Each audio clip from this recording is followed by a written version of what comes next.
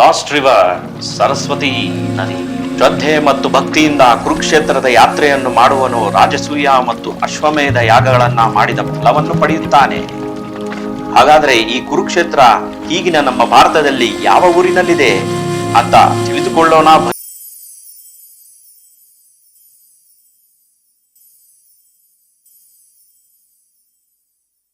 ವಿಶ್ವಪ್ರಿಯ ಚಾನೆಲ್ಗೆ ಸ್ವಾಗತ, ಸುಸ್ವಾಗತ.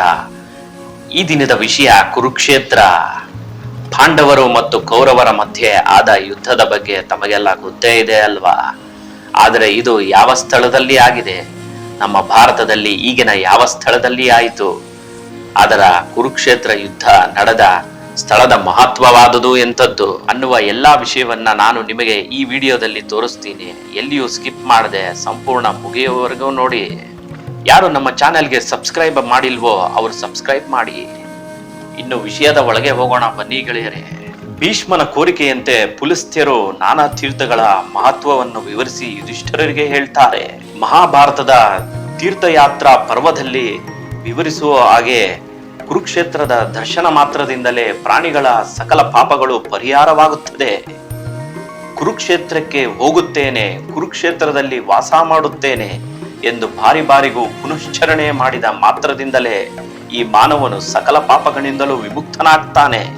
ಅಂತಹ ಪುಣ್ಯಕ್ಷೇತ್ರ ಈ ಕುರುಕ್ಷೇತ್ರದ ಮೇಲೆ ಬೀಸುವ ಗಾಳಿಯಿಂದ ಮೇಲೆದ್ದ ಧೂಳಿನ ಸ್ಪರ್ಶವಾದರೆ ಸಾಕು, ಮಹಾಪಾಪಿಯನ್ನು ಕೂಡ ಅವಸಾನದ ನಂತರದಲ್ಲಿ ಉತ್ತಮ ಲೋಕಕ್ಕೆ ಕರೆದೊಯ್ಯುತ್ತದೆ. ಸರಸ್ವತಿ ನದಿಯ ದಕ್ಷಿಣ ದಿಕ್ಕಿಗೂ ದೃಷಧ್ವತಿ ನದಿಯ ಉತ್ತರ ದಿಕ್ಕಿಗೂ ಇರುವ ಮಹಾಕ್ಷೇತ್ರವಾದ ಕುರುಕ್ಷೇತ್ರದಲ್ಲಿ ಯಾರು ವಾಸ ಮಾಡುತ್ತಾರೋ ಅವರಿಗೆ ಸ್ವರ್ಗಲೋಕದಲ್ಲಿ ವಾಸವನ್ನು ಮಾಡುತ್ತಾರೆ. ಇಲ್ಲಿ ದೇವತೆಗಳು, ಋಷಿ ಮಹರ್ಷಿಗಳು, ಸಿದ್ಧರು, ಚಾರಣರು, ಗಂಧರ್ವರು, ಅಪ್ಸರೆಯರು, ಯಕ್ಷರು, ಸರ್ಪಗಳು ಈ ಪರಮ ಪವಿತ್ರವಾದ ಬ್ರಹ್ಮಕ್ಷೇತ್ರದ ಯಾತ್ರೆಯನ್ನ ಮಾಡುತ್ತಲೇ ಇರುತ್ತಾರೆ. ವ್ಯಾಖ್ಯಾನಕಾರರು ನಿರೂಪಣೆ ಮಾಡಿರುವ ಪ್ರಕಾರ ಯಾರು ಈ ಮಹಾಕ್ಷೇತ್ರದಲ್ಲಿ ತದೇಕ ಚಿತ್ತರಾಗಿ ತಪಸ್ಸು ಮಾಡುತ್ತಾರೋ ಅಂತಹ ಯೋಗಿಗಳಿಗೆ ಬ್ರಹ್ಮ ಸಾಕ್ಷಾತ್ಕಾರವು ಅತಿ ಶೀಘ್ರವಾಗಿ ಸಿದ್ಧಿಯಾಗುತ್ತೆ.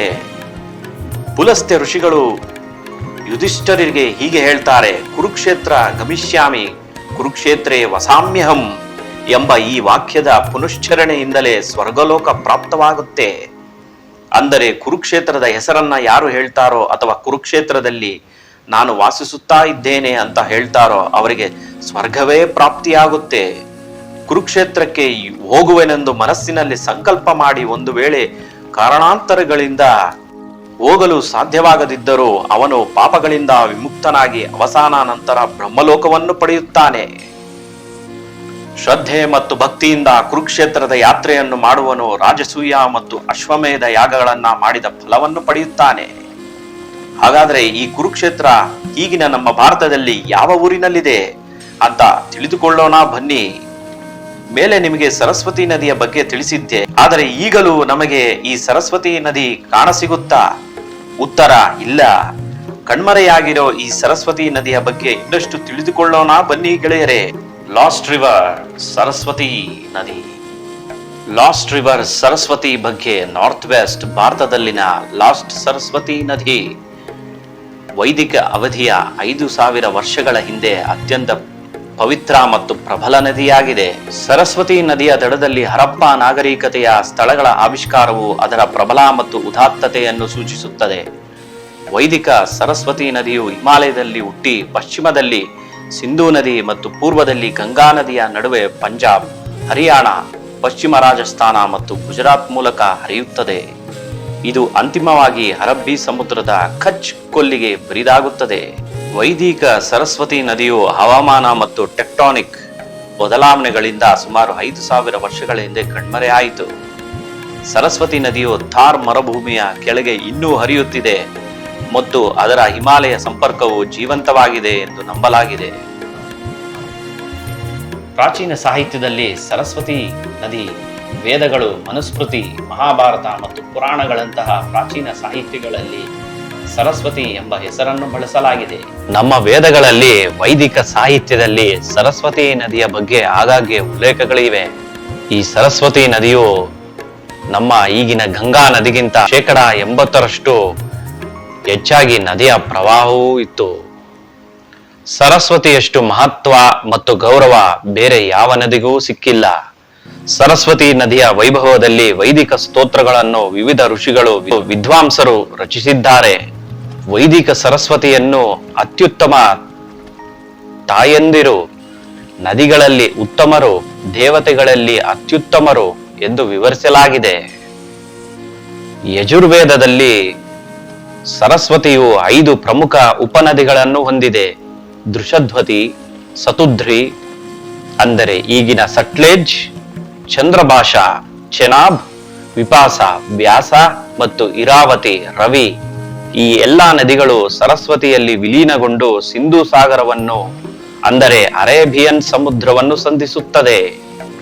ಅಥರ್ವವೇದದಲ್ಲಿ ದೇವರು ಸರಸ್ವತಿಯ ದಡದಲ್ಲಿ ಸಿಹಿಯಾದ ರಸಭರಿತವಾದ ಬಾರ್ಲಿಯನ್ನು ಜನರಿಗೆ ದಯಪಾಲಿಸಿದನು. ಅಲ್ಲಿ ಉದಾರವಾದ ಮಾರುತಗಳು ಕೃಷಿಕರಾದರು ಮತ್ತು ಇಂದ್ರನು ಕೃಷಿಯ ಅಧಿಪತಿಯಾದನು. ಈ ಮಂತ್ರವು ವೈದಿಕ ಕಾಲದಲ್ಲಿ ಸರಸ್ವತಿಯ ಫಲವತ್ತಾದ ಮಣ್ಣಿನಲ್ಲಿ ಸಿರಿಧಾನ್ಯಗಳ ಬೇಸಾಯವನ್ನು ಅಭ್ಯಾಸ ಮಾಡಲಾಗಿತ್ತು ಎಂದು ಸೂಚಿಸುತ್ತದೆ. ಮನುಸ್ಮೃತಿಯಲ್ಲಿ ವಿವರಿಸುವ ಹಾಗೆ ಸರಸ್ವತಿ ಮತ್ತು ದೃಷಧ್ವತಿಗಳ ನಡುವಿನ ಭೂಮಿ ದೇವರಿಂದ ಸೃಷ್ಟಿಸಲ್ಪಟ್ಟಿದೆ. ಈ ಭೂಮಿಯನ್ನು ಬ್ರಹ್ಮಾವರ್ತ ಎಂದು ವ್ಯಾಖ್ಯಾನಿಸಲಾಗಿದೆ. ಮಹಾಭಾರತದಲ್ಲಿ ತಿಳಿಸಿರುವ ಹಾಗೆ ಮಹಾಭಾರತವು ಸರಸ್ವತಿ ನದಿಯ ಹಾದಿಯಲ್ಲಿ ಹರಡಿರುವ ಹಲವಾರು ಯಾತ್ರಾ ಸ್ಥಳಗಳ ಸ್ಪಷ್ಟ ಭೌಗೋಳಿಕ ಖಾತೆಗಳನ್ನು ನೀಡುತ್ತದೆ. ಭಗವಾನ್ ಬಲರಾಮನು ಹಲವಾರು ಪವಿತ್ರ ಸ್ಥಳಗಳಿಗೆ ಭೇಟಿ ನೀಡಿದ ನಂತರ ಸರಸ್ವತಿ ಕಣ್ಮರೆಯಾದ ಸ್ಥಳವಾದ ವಿನಾಶವನ್ನು ತಲುಪುತ್ತಾನೆ. ಮಹಾಭಾರತದ ಅವಧಿಯಲ್ಲಿ ಸರಸ್ವತಿಯಲ್ಲಿ ನೀರಿನ ವಿಸರ್ಜನೆಯು ಅತ್ಯಂತ ಕಡಿಮೆಯಾಯಿತು. ಪರಿಣಾಮವಾಗಿ ನದಿಯು ತನ್ನ ನಿಯಮಿತ ಹಾದಿಯಲ್ಲಿ ನಿರ್ದಿಷ್ಟ ಸ್ಥಳದಲ್ಲಿ ಅಂದರೆ ವಿನಾಶದಲ್ಲಿ ಮರುಭೂಮಿಯ ಮರಳಿನಲ್ಲಿ ಕಣ್ಮರೆಯಾಯಿತು. ಹೀಗಾಗಿ ನದಿ ನಾಲೆ ಬತ್ತಿ ಹೋಗಿದೆ. ಪುರಾಣದಲ್ಲಿ ಈ ನದಿಯ ಬಗ್ಗೆ ವಿವರಿಸುವ ಹಾಗೆ ಋಷಿ ಮಾರ್ಕಂಡೇಯ ಅವರು ಧ್ಯಾನ ಮತ್ತು ತ್ಯಾಗಗಳನ್ನು ಅರ್ಪಿಸಿದ ಸ್ಥಳಕ್ಕೆ ಸಮೀಪದಲ್ಲಿ ಪ್ಲಾಕ್ಷ ಮರದಿಂದ ಅಂದರೆ ಪೀಪಲ್ ಮರ ಏರುತ್ತಿರುವ ಸರಸ್ವತಿಯನ್ನು ಕಂಡರು. ಋಷಿಯು ಉದಯಿಸುತ್ತಿರುವ ನದಿಯನ್ನು ಪ್ರಾರ್ಥಿಸಿ ಪೂಜಿಸಿದರು. ಇನ್ನು ನಮ್ಮ ಈ ವಿಜ್ಞಾನ ಯುಗದಲ್ಲಿ ರಿಮೋಟ್ ಸೆನ್ಸಿಂಗ್ ತಂತ್ರಗಳ ಮೂಲಕ ಲಾಸ್ಟ್ ರಿವರ್ ಸರಸ್ವತಿ ಅನ್ವೇಷಣೆಯು ಮಾಡಲಾಗಿದೆ.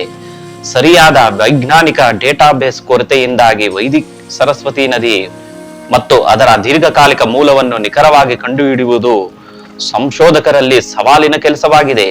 ಆಪ್ಟಿಕಲ್ ಮತ್ತು ಮೈಕ್ರೋವೇವ್ ಡೇಟಾದ ಮಲ್ಟಿಸ್ಪೆಕ್ಟ್ರಲ್ ಮತ್ತು ಮಲ್ಟಿ ರೆಸಲ್ಯೂಷನ್ ಉಪಗ್ರಹ ಚಿತ್ರಗಳನ್ನು ಬಳಸಿಕೊಂಡು ಮತ್ತು GIS ನಂತಹ ಆಧುನಿಕ ಸಾಧನಗಳ ಮೂಲಕ ರಹಸ್ಯವನ್ನು ಬಿಚ್ಚಿಡಲಾಗುತ್ತದೆ.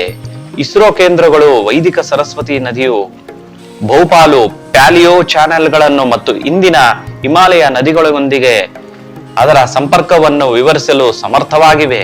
ಇನ್ನು ನನ್ನ ಮುಂದಿನ ವಿಡಿಯೋದಲ್ಲಿ ಈ ಸರಸ್ವತಿ ನದಿಯ ಬಗ್ಗೆ ಇನ್ನಷ್ಟು ಹಲವಾರು ಆಸಕ್ತಿಕರ ವಿಷಯಗಳನ್ನು ನಿಮ್ಮ ಮುಂದೆ ಪ್ರಸ್ತುತಪಡಿಸುತ್ತೇನೆ. ಅಲ್ಲಿಯವರೆಗೂ ಎಲ್ಲರಿಗೂ ಸರ್ವೇ ಜನ ಸುಖಿನೋ ಭವಂತು, ಸನ್ಮಂಗಳಾನಿ ಭವಂತು ಅಂತ ಹೇಳ್ತಾ ಈ ವಿಶ್ವನ ವಿದಾಯ.